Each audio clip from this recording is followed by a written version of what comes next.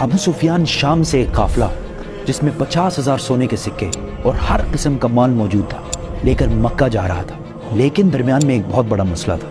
مکہ پہنچنے کے لیے اس کو مدینہ کے پاس سے گزرنا لازمی تھا، اور مدینہ میں مسلمان اس قافلے کو لوٹنے کے لیے تیار بیٹھے ہوئے تھے۔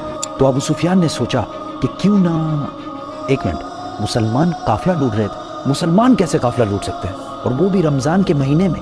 اصل میں بدر کی جنگ سے 1 سال پہلے جب مسلمان مکہ سے ہجرت کر کے مدینہ گئے تھے تو وہ اپنے ساتھ کچھ بھی لے کر نہیں گئے تھے سوائے ان کپڑوں کے جو انہوں نے پہنے ہوئے تھے۔ مکہ والوں نے ان کو غصہ دلانے کے لیے ان کی ساری چیزیں، زمینیں، گھر سب بیچ دیے تھے،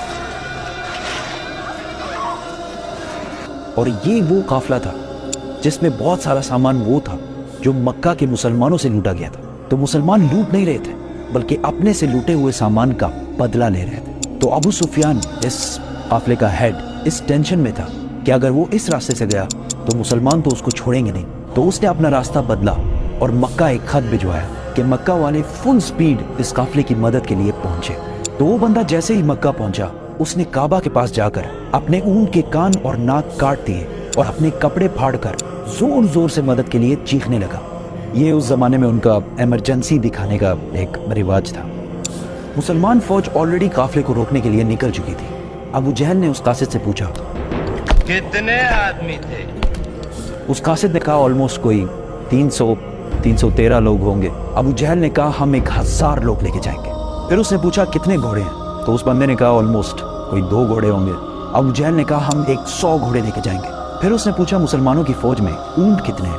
اس نے کہا کوئی 70 کیملز ہوں گے۔ We'll bring 170. ابو سفیان کا قافلہ مین روڈ کو چھوڑ کر کسی اور راستے سے نکلا اور مسلمانوں کی فوج سے بچ کر بھاگ گیا۔ تو اب لڑائی کرنے کی کوئی ضرورت نہیں تھی کیونکہ قافلہ تو بچ گیا۔ The caravan is safe. So there is no need to fight. Not fight. لیکن ابو جہل نے کہا کہ اب اگر قافلہ بچ بھی جائے ہم ان مسلمانوں کو نہیں چھوڑیں گے کیونکہ ان کے ایک ایک بندے کو مارنے کے لیے ہمارے پاس 3 لوگ موجود ہیں۔ We finish them tomorrow. We fight. محمد صلی اللہ علیہ وسلم نے اپنی فوج کو بدر کے پہلے کنویں کے پاس جا کر پڑاؤ ڈالنے کا حکم دیا۔ تو ایک صحابی نے آ کر پوچھا یا رسول اللہ، یہ جگہ آپ نے اللہ کے کہنے پہ چوز کی ہے یا مشورے سے؟